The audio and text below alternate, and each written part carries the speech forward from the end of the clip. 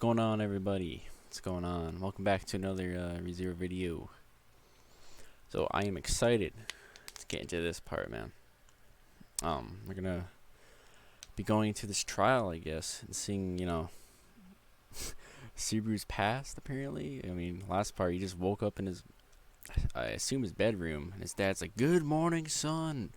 So he seems like a pretty neat, interesting guy. His dad. What was I gonna say?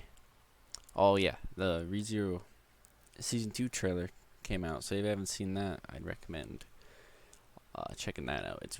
They did a really good job. It looks like, especially that REM scene with her fighting the two archbishops. That looks amazing. It's probably they spoiled like the first episode, but not really. Like, they didn't really give context to like the crutch, their like meeting thing. So it wasn't too spoily, at least. It was just like the first episode they showed with Rem fighting. Also, okay. I'm pretty sure I've been saying the Witch of Greed's name wrong. I was calling her Echidna, but I think it's actually pronounced Echidna. Echidna. That sounds more definitely more cooler than Echidna. I like Echidna more, so I think I'm gonna try to remember to call her that. Echidna. So yeah, man. Let's just get right into this. I'm excited. Let's see what Subaru has to face, man. Also, I'll try to get the volume higher this part, because someone in the last part said it was kind of low. So hopefully it'll be better this time. So the annoying cackling, laughing voice made Subaru appreciate that yet another normal morning had arrived. He was in his own very familiar room. There was a bookshelf stuffed with manga and light novels on the wall, and the student desk he'd been using since a young age had a variety of small tools and the fruits of various hobbies scattered over it.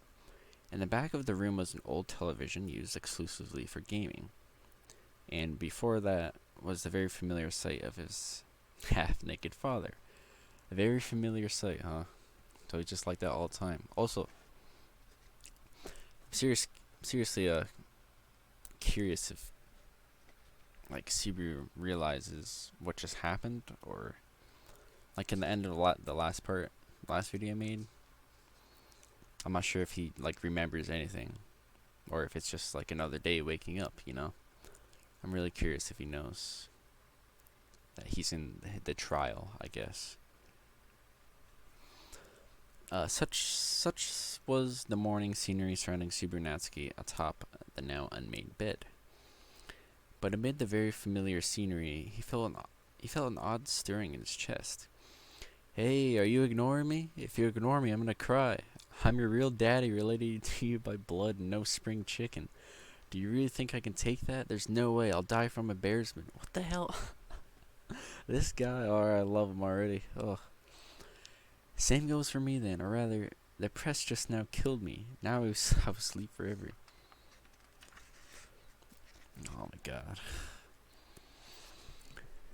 Subaru responded appropriately to his half-naked father's statement and ducked under the futon. Faced with his son's cold demeanor, his father, Kenichi, groaned out in dissatisfaction. "Well, what is this? Is this a rebellious phase? Shit, I thought it'd come someday, but I never expected it'd be this morning. I should have spent less time preparing breakfast and more time preparing to speak with my own son." What? You say that, but what are you trying to do with a guy's legs? Hey, wait a minute. Okay, I've decided that today I'll have a heart-to-heart talk with you. First, let's talk with our muscles. You just try breaking out of my figure 4 leg rock infused with love. Oh yeah. This guy is crazy, man. I don't. So is this something that happened in his past? Like this has already happened and he's just revisiting? Ah, man. With Subaru's legs bound in a lock atop the bed, Kenichi lay down facing the opposite direction as he applied pressure to the joints. Unable to resist, Subaru let out a painful cry, which Kenichi greeted with a laugh as he mocked his son. Really reminds me of what my brother did. My brother does when I was younger. Well, haha, what's wrong? What's wrong? You work out every day and can grow big and strong, so aren't you ashamed of having such a hard time against one middle-aged man? Ah, wait a second. You're a fool to pick a figure 4 leg lock? It's weak against reversals? You're getting old? Subaru's a fucking beast. What is this? He knows, like, jujitsu and what? What is this? I never knew Subaru. You're getting old, Dad. All I have to do is reverse my body and the damage flies the other way. Here's my revenge for you putting a figure 4 leg locked on. Wait, you can't reverse my reversal. Wow. This is insane. I'm really... not even like 3 pages in, I'm already loving this. This is great. As the victim shifted that morning, painful cries arose, and boisterous voices filling the Natsuki residence to the brim. I wonder if his mom's coming. Thus did the horseplay resembling a father-son dispute continue until...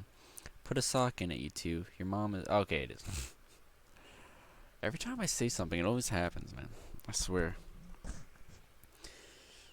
Put a sock in it, you two. Your mom is getting pretty hungry over here and wants to eat breakfast. When an uneven knock and a casual voice flew into the room, the pair, engaged in a war of holds, came to a complete halt.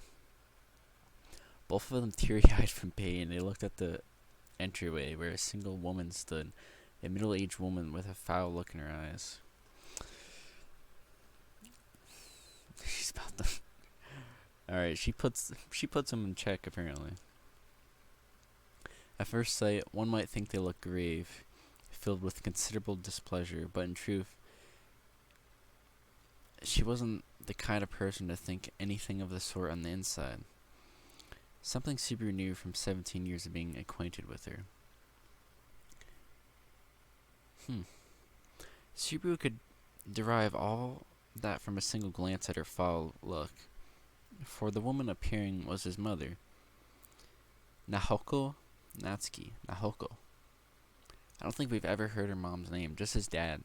We've heard his Kenichi's name once, back at the mansion, like the mansion arc. I don't think they ever mentioned his name in the anime, though. I think it was only like the light novel and the web novel, I assume. I haven't read the web novel. Okay, where are we? Woman appearing was his mother, Nahoko Natsuki. Nahoko's words made Kenichi go, whoopsie. He stuck his tongue out while leaping to his feet and said, Sorry, I lost myself scuffling with Subaru there. You couldn't eat without us, you know. Why would I? When we eat as a family, it's better to eat with everyone together. When Kenichi turned his attention her way, Nahoko inclined her head with a mystified look.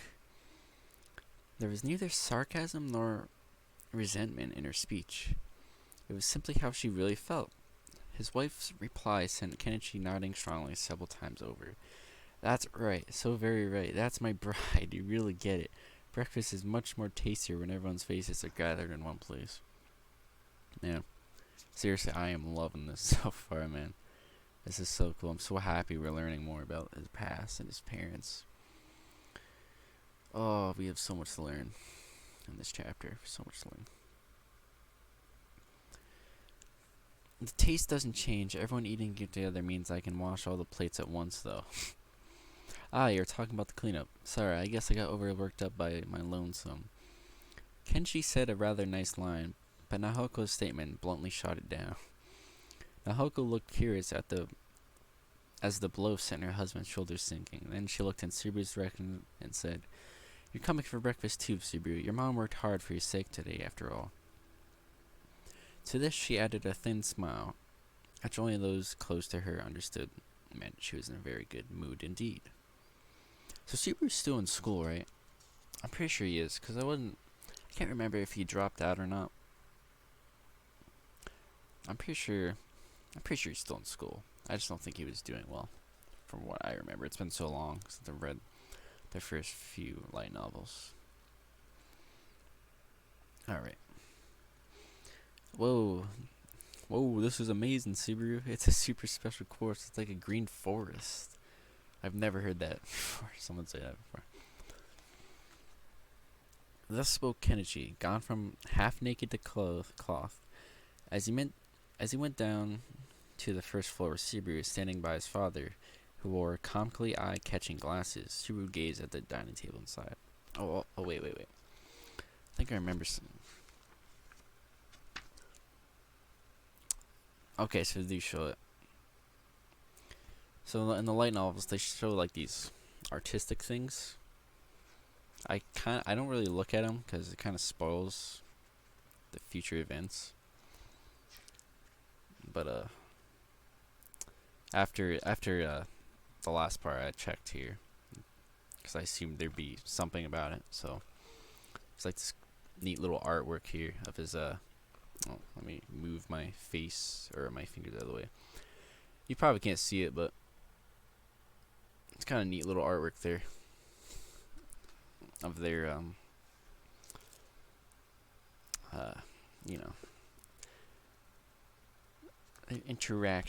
their first interaction. Oh no, I lost my place. Alright, I gotta cut this part until I freaking find where it was, damn it. Alright. I found where we left off here. So, standing by his father, who wore comically eye-catching glasses, he gazed at the dining table inside. I'm straight up grateful. I seriously feel that way, but what's up, Mom? Why was my plate the only one with a big pile of green peas popped off the top of it? Just as Kenichi had pointed out, before Subaru's spot on, the dining table is a special course. A large heaping pile of green peas. Incidentally, Subaru really didn't like green peas. He was bad with green vegetables in general, but especially these. Oh, come on. Green peas are pretty damn good. Hey now, you're always saying how you hate green peas, aren't you, Subaru? It's not good to be picky about your food, so I thought I'd take the opportunity to make you eat lots and put that whole business to rest. Is that his dad or mom talking? Sometimes in the light novel, it's hard to tell. Pretty sure that's his dad talking. So relied on a memory you'd eventually forget anyways, and decided to correct my likes and dislikes. But what do you mean, this opportunity? Is today some kind of special day or something? You're so naive, Subaru. The day that is today, no, any day, any hour is precious time that will never return again in your life. So today may not be special, but it's special in its own way. Well worded, Kenichi. Or Nahoko. You can, stop now. When Kenichi wedged himself into the conversation, throwing him for a bit of a loop, Subaru sat down with resignation on his face. Then the first thing he did was push the plate packed with green peas away from, of course. Anyway, I accept the feelings you felt for me on their own merit, but I'll pass on the green peas. I'm not eating these things even if it's Armageddon. Jeez, that kind of like and dislike stuff will put a big hindrance to life down the road. Mom, there's some tomato in my salad.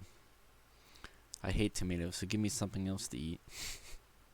That's my father for you, damn it. The first part of what he says has nothing to do with the second. I love this, man. The husband passed the tomato and his salad onto his wife, stealing the bowl of the egg from her salad in turn. Such trades between husband and wife were always occurring in the Natsuki residence. Glancing sidelong at that, Subaru pressed his own hands together over everything on the menu except the green peas. Alright, guys, I figured it out. The goal of this trial is Subaru has to face his fear of green peas. He has to eat that whole plate of green peas. I think I figured it out, guys. It's in our face the whole time.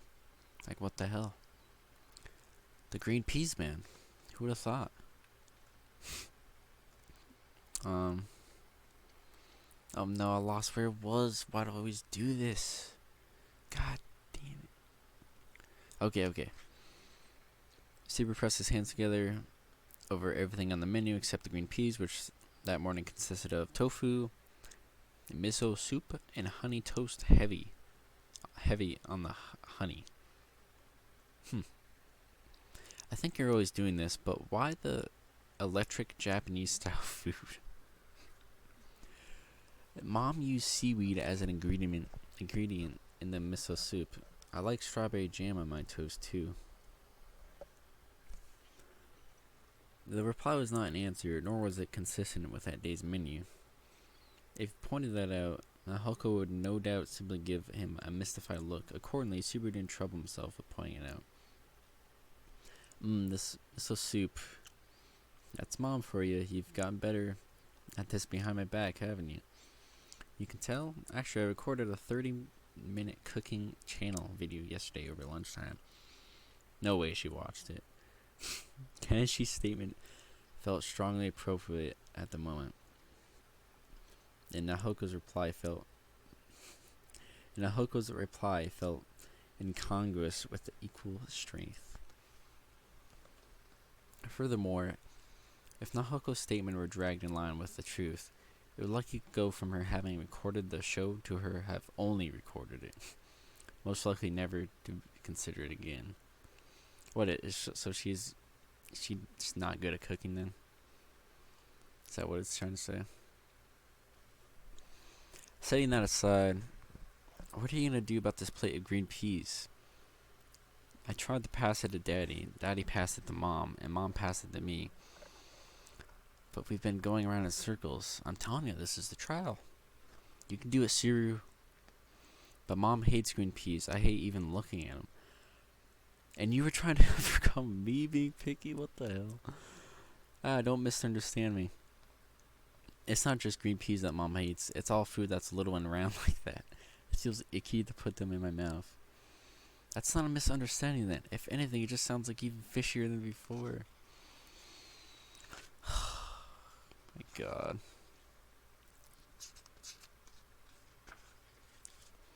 Man, oh man. Deflated by his mother's impactful statement, Subaru grudgingly pushed the plate of green peas Kenichi's way. Well, it's the husband's place to take responsibility for the wife, so I'll leave it to Daddy to reap the fruits of defeat. Hey, don't make me feel all lonely over here. Subaru. Oh, I said that totally wrong. Hey, don't make me feel all lonely over here, Subaru. We're family getting along like few do these days, right? In other words, if Mom hates it, Daddy hates it too. What even is this conversation? This is all about green peas. Just eat the damn peas. Someone eat the damn peas. Please. Please eat the damn peas. Man, I really feel for this forest of green. Nobody's happy with it. In the end, Kenichi made a face like a mischievous brat as he said, guess we'll have to plop them into Pilfar until they're all gone. And thus, how to dispose of them was settled. No longer having to solo the green peas, Subaru readily promised to cooperate in the disposal. For her part, Nahoko declared, I hate even looking at them, completely rejecting them in every way. My goodness, man. My goodness. I swear the last three pages have been about getting rid of these green peas. I'm telling you. In the end, it became a competition between the two men to dispose of the green peas. And the family breakfast finally came to an end. It was a feast. Oh, it was nothing special. Okay, let's wash all the dinnerware in the sink. Then it's race, and it's a race to school to help with digestion. Subaru, I'll keep telling you, give it up with this cliche rushing me off to the school routine. I'm gonna sleep till noon. What? Oh, but this will be good though. We're gonna see him go to school. We'll see what school life is like for Subaru. Hopefully. As the dinnerware was piled into the sinks, Kenichi made the offer with a glint of his teeth, leaving Subaru to listlessly shake his head. Then, as he watched both parents head off, Subaru scratched his head as he went towards the bedroom, and his feet stopped. Ugh. A throbbing pain ran across his temples, making Subaru strongly rub his head and eyes. The light flashing on the backs of his eyelids made him blink, and he felt like he could hear something hot smoldering inside his chest. Something was off. Something about that morning was odd. Okay, so that's definitely related to the trial. And Echiadna? God, I forgot to say her name. Echiidna. Fuck. Damn it, how do you say it? Echidana. Echidana. Okay. It's gotta be related to Echidana in the trial. But the thing is, did he feel this way this morning before he went to this new world, before everything happened? Is this how it all started, maybe? Or is this only related to the trial right now? Like, this hasn't happened before in the past. His past life. That's what I'm curious about. Okay. Something was off, something about the morning was odd. Subaru? From the back of his head, the halted Subaru felt the grazes of his parents. Subaru knew just what emotions were infused into his father's gaze, his mother's gaze, the gazes of both his parents. He didn't turn around. He silenced his head, practically literally fleeing to his own room. What? Why? Why am I getting these weird feelings like this? Touching a hand to his own breast, Subaru sensed his rapid heartbeats and even fear. Practically crumbling, he knelt on top of the futon, focusing his restless mind on the clock mounted on the wall. Time was at 8 a.m. School started at 8:30, and this man wanted to sleep till noon. What? Come on, Subaru. And it was a 20-minute jog from home. If he changed clothes, he could just make it without being late. But Subaru made no sign of changing clothes as he stared at the movement of the clock from atop the futon. Gradually, the second hand notched forward, and the minute hand moved to 10. Crossing the deadline, from then on, he would not make it in time for school to begin. However he might struggle, that was absolute. So it can't be helped. Yep, can't be helped. Perhaps, if there'd been just a little more time until he could harden his resolve, he might have made it to school, but reality had imposed its time limit on Subaru to an exceptional extent. And, he really, I don't know. It's just interesting how we get to learn a little more about him in this sort of way, like him facing responsibilities. He always wanted to, apparently, but he can never muster up the courage or motivation to even do it, it seems. He'd gone beyond it, therefore no more would the choice press upon him that day, and yet, usually this would calm me down, wouldn't it? What gives? His breath was ragged, his heart rate wouldn't settle, and Subaru desperately tried to suppress the shaking of his body. This was the time for his daily ritual of fear to come to a close. Even though he knew that same fear would come every day at the same hour, that day has exceeded all bounds. So this is an everyday thing. Wow. But today is different. That morning, no one would censor Subaru any longer, no one would hurry him or back him into a corner. Why did they go to school? The time that tiny question would have caused such powerful pain to Subaru had come to an end. It had been several months since he had rejected school and become a delinquent. Though this had given root to a powerful sense of inferiority and self-revulsion, he became relieved every time he confirmed that the time to go to school had passed. This was something Subaru had repeated many times over. See, that's interesting, because for me it would be the opposite.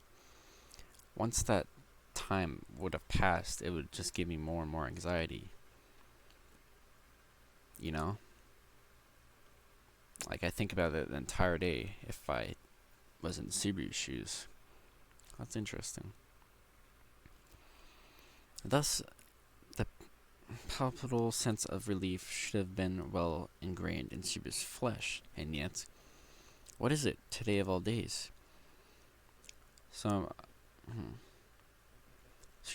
today he might actually just go now, right? That's what I'm just gonna guess. He's gonna go today to school. The sense of guilt and self-hatred, the clinging sense of unpleasantness, they just wouldn't vanish. He didn't know where the sense of nervousness plucking at his chest was coming from. Without understanding how to set his breathing straight, Subaru agonized on the top of the futon, smeared in disagreeable sweat.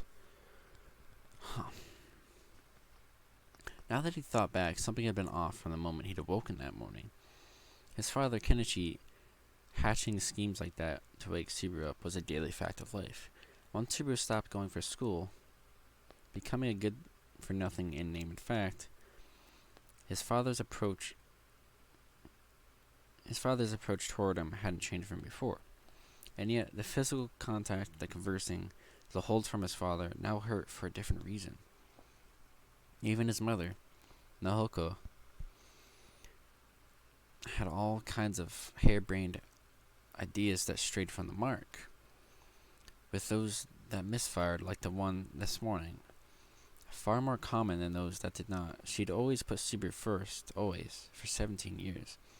So things are just a slightly different off that he's noticing. Even so, his mother's gaze that morning had instilled a sense of loneliness and thoughts of self-reproach well beyond the norm. Everything was the same as usual, not a thing out of place, and yet he sensed something off about his appearance and about himself. What the heck? What happened? Yesterday wasn't anything special. When he thought back to the day before in search of the cause that morning's change in tone, fireworks scattered inside his head. Ooh, can he not remember anything at all? Right? He can't remember, like, any past days. Maybe. Fireworks scattered inside his head. The pain interrupted his thought process, feeling strangely as it was preventing Subaru's attempt to touch on his own memory. Just like the pact he has with... No, never mind. Forget what I'm saying. To prove whether it was so, Subaru would have to challenge the sea of his memory once more, and this he did not do. There's no special reason for the odd pain that morning. That day, his feelings of guilt had simply decided to assert themselves as pain. Probably he had been unable to look either of his parents straight in the eye because... Subaru, can I come in for just a bit? A voice came through the door, but the door opened before he could reply. When he let out a heavy breath and turned his head towards it, Kenichi was moonwalking his way into his own son's room. His dad's kind of a beast, though. He's just moonwalking into his son's room like that. This guy's got talent.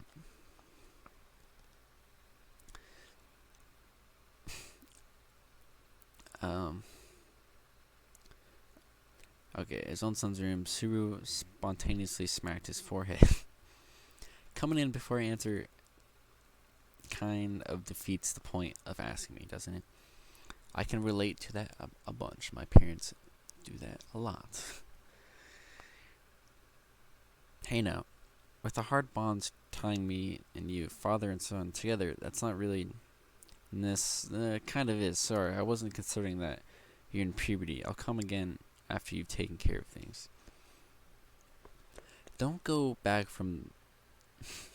Don't go back to form and lob weirdly realistic conclusions out like that. I wasn't even doing anything.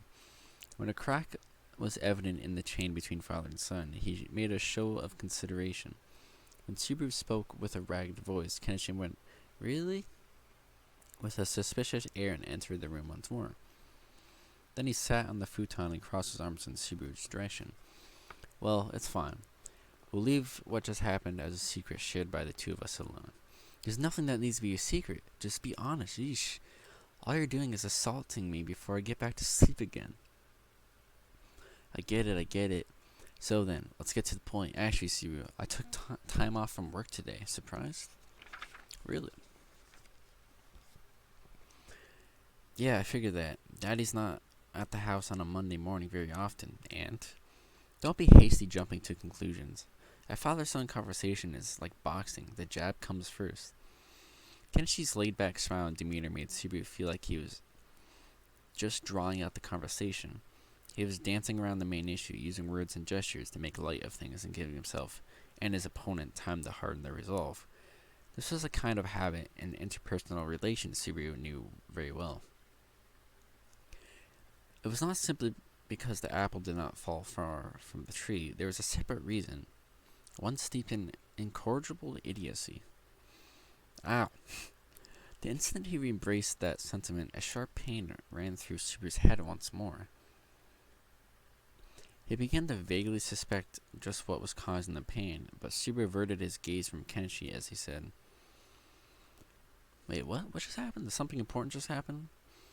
He was dancing around the main issue, using words and gestures, making light of things.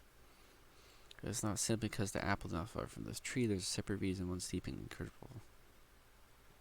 The instant he embraced that sentiment, a sharp pain ran through Subaru's head once more. I'm not sure if that's important or not. I'm sure it is, but right through me. I have no idea. He began to vaguely suspect what was causing the pain, but Subaru averted his eyes from Kenichi as he said, "And now that you've landed the jab, what's Daddy's right-handed punch, your conversation topic gonna be?" "Yes, let's see. Subaru, do you have a girl you like?" "Oh ho ho. Oh ho ho. What is this, middle school?" "Oh, that overreaction is just like making a confession, don't you know?" What gives with you saying that with that smug look on your face? Exasperated sighs of lament don't mean anything, you know. He meant to paper over the sentiment, but that blow had been an unexpected one. But as a matter of fact, the assertion was off the mark. Subaru didn't have any interest in such things at the time. Oh, really? He had neither the interest nor the belief that he ought to have one.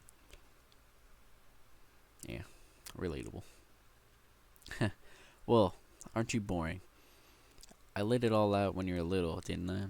Girls have a weakness for promises that happened years ago in situations like that. So go make some and set up some flags, damn it. If I sincerely took that as truth, I'd have every girl in town pointing me out as a dishonest bastard. I already have too many sins to deal with. You're trying to drive me down into a living hell? If only you'd inherited my gentle mass. You've got mom's I don't give a damn look. Plus daddy's short legs and bad jokes. Your status points are pretty low, huh? Oh my god. I've been saying that since I had an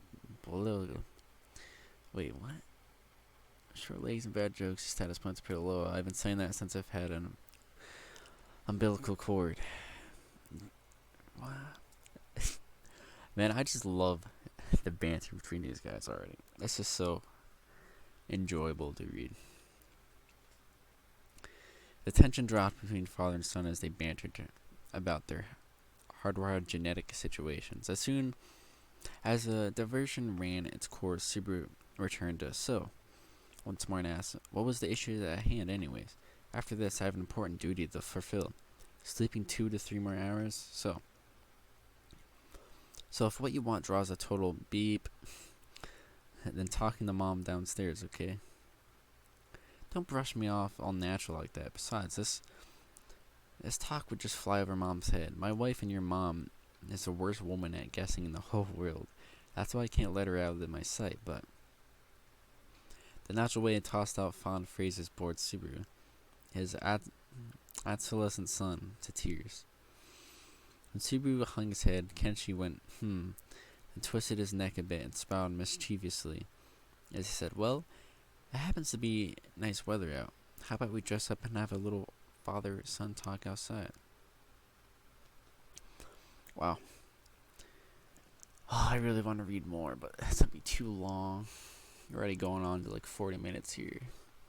So I'm going to have to end it there for sure. But damn, that was so fun to read. Oh my god. Seriously, I'm enjoying like every time I read this book. It just brightens my day, man. So yeah. So we basically just learned more about his mom's Nahoko and his dad's Kenichi's personalities and how their interactions are. We got to see the battle of the peas in the morning. Everyone in the Natsuki family hates peas, apparently, I guess. You know, I really thought that was what the trial was going to be about. Who knows, maybe it still is. Just getting over the fear of their peas, but maybe not. Maybe not. It's also kind of interesting how when he thought back to the day before, he had that, like, this buzzing sound or like fireworks in his mind. He just couldn't do it. So it kind of reminded me of when, like, the pact with Satella that Subaru has.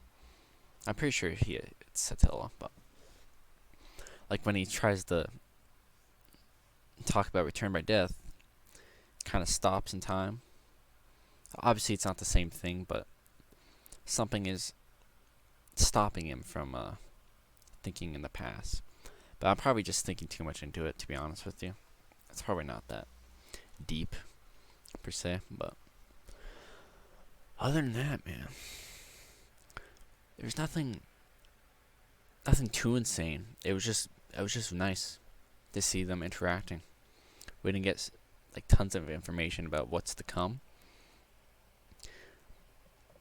We did.